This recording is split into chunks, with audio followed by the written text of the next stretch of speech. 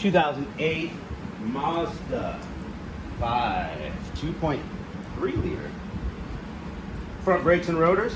Pop your caps off the back of your caliper bolts. Get those off. You're going to need a 7mm Allen. We're going to use a 3/8 drive. And yeah, just get these suckers out of here. Oh my God, they're in there. Let's try the bottom one. Use the old hammer fist if you have to. Got that one loose. Let's see if we can loosen up the other one.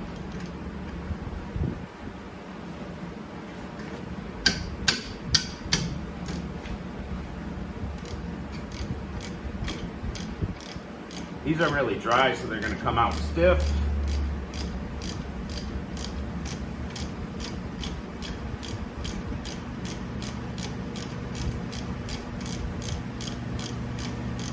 Sometimes I just fast forward this part of the video, but if I don't feel like editing, you're going to be hearing my voice right now, guys.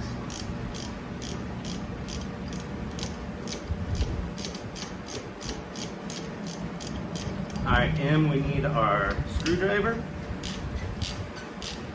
It's over here on this hoist arm. Lift arm. Said the wrong thing. People are going to bash me in the comment section.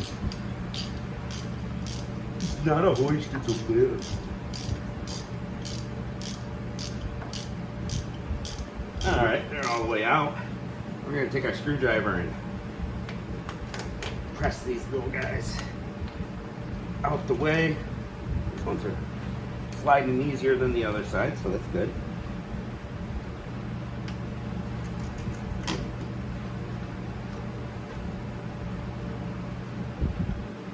There we go. We'll compress the caliper a little bit with our handy screwdriver. Just put it in the slots of the rotor and turn a little. We got to get our spring clip off. I'll show you that. Right here, we put the screwdriver in there, pull out, screwdriver in, pull out. I lubricated these an hour ago. Thank you, assistant. So they came out nice and easy.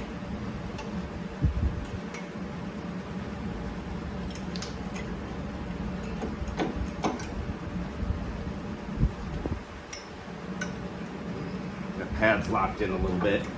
It's going to fight me. I'm going to press the caliper back with my screwdriver like so. There we go. One pad falls out.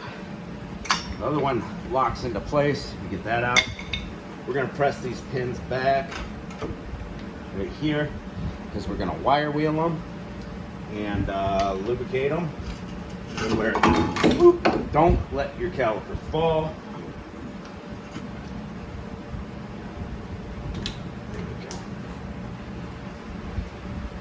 Those need cleaned and greased. Now we need our tool to compress the calipers.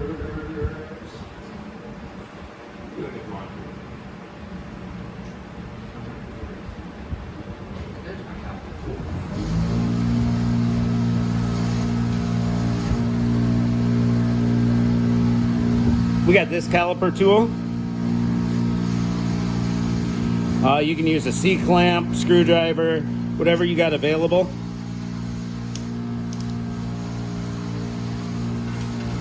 There's many ways to skin a cat. I think that's what they say.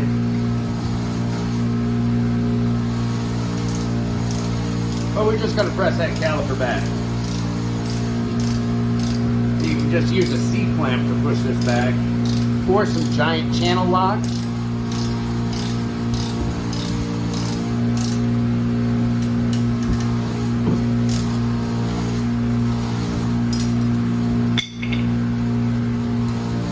Back now.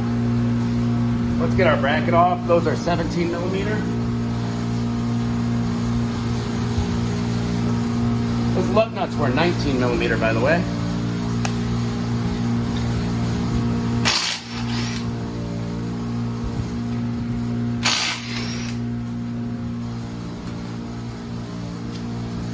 Got our bracket off.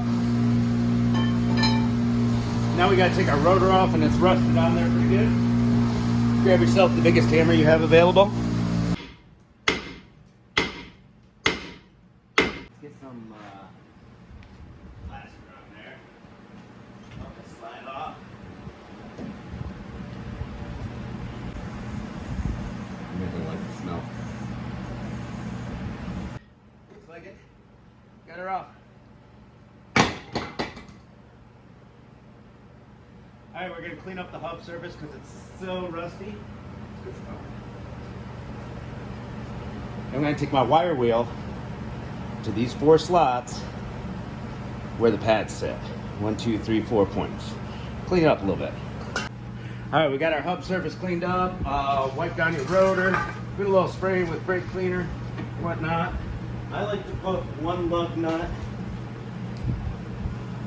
back on the rotor, just to keep it straight for doing all the other crap that we gotta do.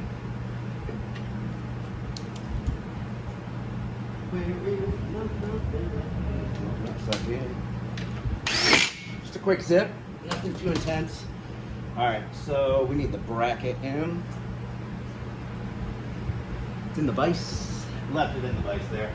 I lubricated the caliper on the piston face and the claw arms. Lubricated and wire wheeled the sliding hardware, put them back in. High temp silicone based brake grease is what this calls for. Also lubricated where the pads will sit in the bracket. Take our 2 17mm bolts now and get our bracket zip back on. You want to hand me the impact gun, Tim, with the 17mm on it?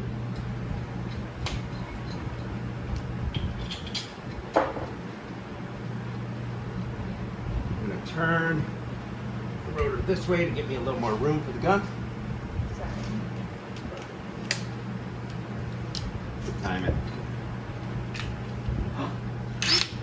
Look at that. The gun acted weird.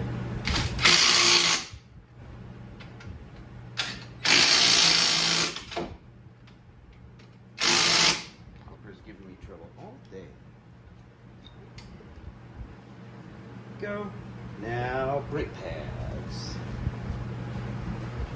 We're gonna push our brake dust cover back a little bit just in case. We bent it forward a little bit on those hammer blows.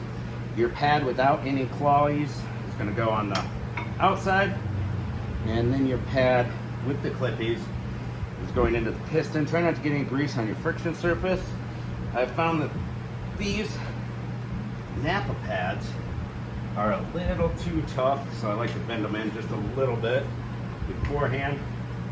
You will struggle getting this into the piston of the caliper. I bent it in a little bit, made it easier. It's not going anywhere anyways. Slip that caliper over your pad, just like so. We're gonna grab our 7mm Allen, kind of like take a little peek underneath of there and try to line it up. These can be quite annoying sometimes to get them lined up, but I got that one first try. Easy, let's go. Everything's going smoothly. Even for that bad of a rotor, it came off pretty easy. Just needed a few hammer blows. Easier than the other side. Yeah? I'd say so, yeah. All started. We're gonna get these nice and tight, people. Don't skimp. About that much torque right there. 3 Ugga-Duggas is the torque spec.